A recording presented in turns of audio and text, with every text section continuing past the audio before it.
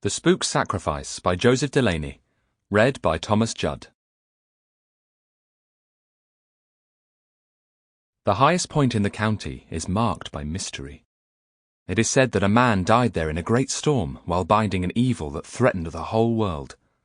Then the ice came again, and when it retreated, even the shapes of the hills and the names of the towns in the valleys changed. Now, at that highest point on the fells, no trace remains of what was done so long ago, but its name has endured. They call it the Wardstone. Chapter 1. The Maenad Assassin. I awoke suddenly with an urgent sense that something was wrong. Lightning flickered against the window, followed almost immediately by a tremendous crash of thunder. I'd slept through county storms before, so it wasn't that which had woken me. No, I had a feeling that some kind of danger threatened. I jumped out of bed, and suddenly the mirror on my nightstand grew brighter. I had a glimpse of someone reflected in it, and then it quickly vanished. But not before I'd recognized the face. It was Alice. Even though she'd trained for 2 years as a witch, Alice was my friend. She'd been banished by the spook and had returned to Pendle. I was missing her, but I'd kept my promise to my master and ignored all the attempts she'd been making to contact me. But I couldn't ignore her this time. She'd written a message for me in the mirror, and I couldn't help but read it before it faded away. Danger! Maenad assassin in garden! What was a Maenad assassin? I'd never heard of such a thing. And how could an assassin of any kind reach me when it had to cross the spook's garden? A garden guarded by his powerful boggart. If anyone breached the boundary, that boggart would let out a roar that could be heard for miles, and would then tear the intruder to pieces. And how could Alice know about the danger anyway? She was miles away in Pendle.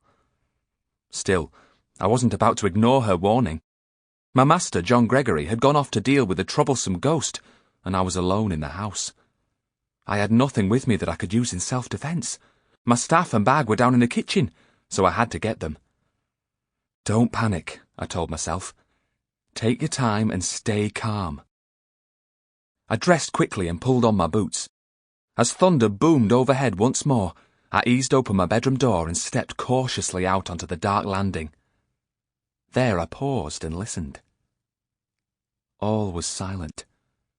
I felt sure that nobody had entered the house yet, so I began to tiptoe down the stairs as quietly as I could. I crept through the hallway and into the kitchen. I put my silver chain in my breeches pocket and, taking up my staff, opened the back door and stepped out. Where was the boggart? Why wasn't it defending the house and garden against the intruder? Rain was driving into my face as I waited, carefully searching the lawn and trees beyond for any sign of movement. I allowed my eyes to adjust to the dark, but I could see very little.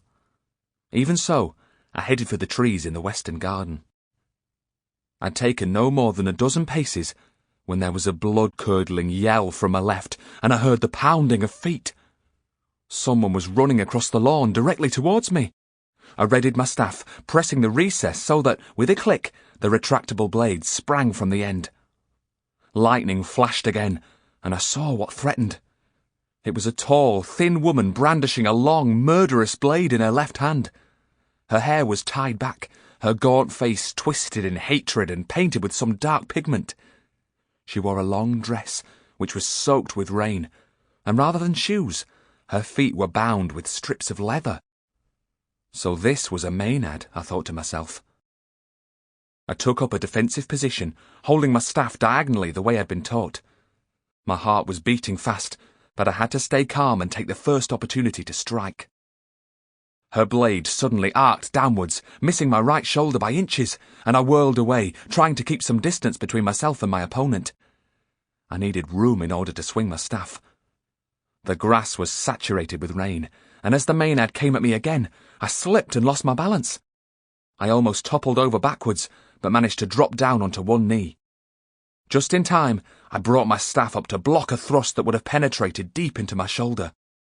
I struck again, hitting the Maenad's wrist hard, and the knife went spinning to the ground.